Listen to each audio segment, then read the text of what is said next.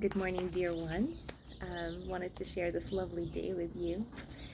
And so last time we commented on the way of Cain, the murderer, and the way of Jesus, the Messiah, not to expect from man what only the Messiah can bring.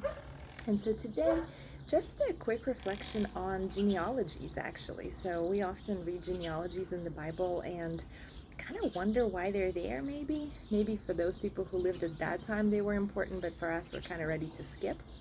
So studying these genealogies has really been a revelation to me, just to understand how much God has packed into them and just the beauty of His way and His word. So, the way of Cain, as we said, is the way of the flesh. He is the fleshly man. And so if we read on in Genesis 4 about his story, you'll remember that one of his descendants is named Lamech, and that guy is just the flesh magnified, right? He murders a man and is proud of it. He's the first man to take two wives instead of one wife as God had designed, and so forth. And so I'm not going to get into his story, but we know that Lamech is the seventh generation of Cain. So 7 is usually the number of completeness, and so the complete manifestation of Cain's legacy is Lamech, another murderer and a man truly in the flesh, invested in riches and pleasure. Now we see then in Genesis 5 the generations of Seth. And so Seth is a son that is born to Adam and Eve to sort of replace Abel, to take Abel's place in their lives. And he symbolizes the way of God.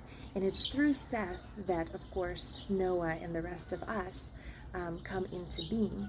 And guess what the 7th generation of Seth is? Enoch. And you'll remember that we know Enoch walked with God.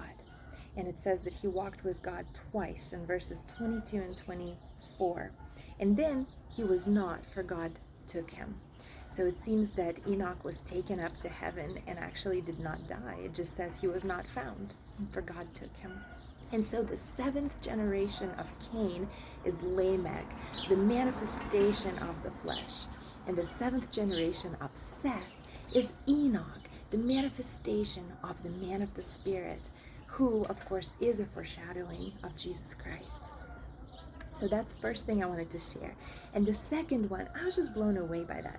So as Enoch had a very intimate relationship with God, apparently God revealed to him that there would be judgment on earth, because he names his son Methuselah.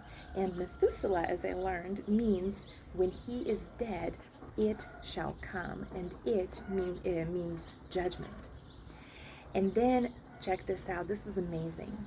Methuselah, in verse 27, lived 969 years.